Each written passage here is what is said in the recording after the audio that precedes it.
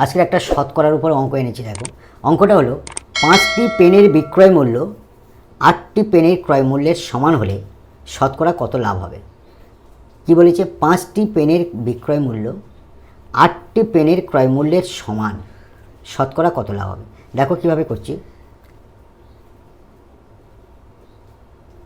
Solve. ধরি 5টি পেনের বিক্রয় মূল্য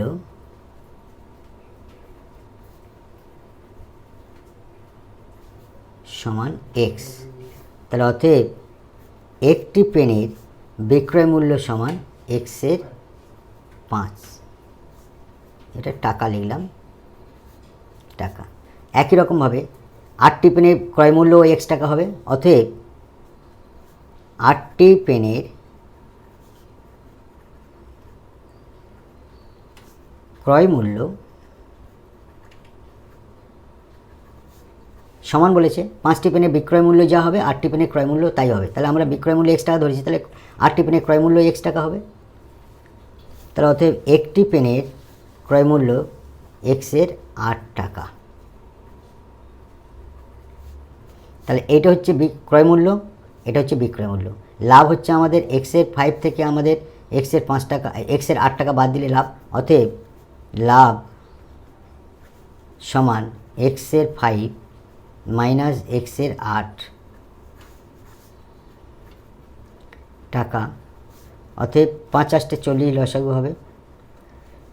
8x থেকে আমাদের 5x বাদ হয়ে যাবে। 5x কী করে হলো? 8 দ্বারা ভাগ করলাম 5, 5 আগে 5, 5x হলো। অতএব 3xের 40 টাকা লাভ। এবারে শতকরা লাভ চেয়েছে, যেহেতু শতকরা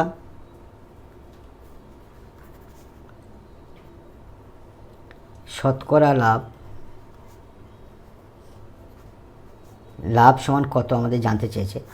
তাহলে আমাদের এই যে টাকাটা লাভ হয়েছে, অর্থাৎ 3xের 40 টাকা যে লাভ হয়েছে, 3xের 40 টাকা যে লাভ হয়েছে, কত টাকা ইনভেস্ট করে ক্রয় মূল্য ইনভেস্ট করেছি আমরা এক্সের 8 টাকা। অতএব আমরা লিখতে পারি এক্সের 8 টাকায় লাভ 3xের 40 টাকা।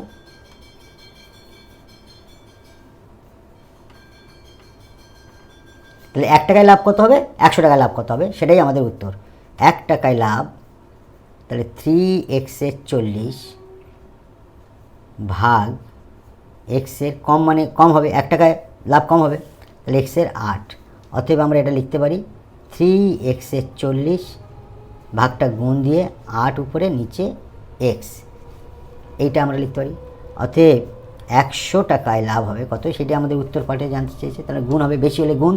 তাহলে 3xের 40 গুণ 8x গুণ 100। তাহলে শতকরা লাভ হবে আমাদের এই এক্স এক্স কেটে গেল, 5 8 40, 5 20 100, 3 20 60, 60 টাকা শতকরা। অতএব উত্তর শতকরা লাভ সমান 60 টাকা। It will be answer. Thank you.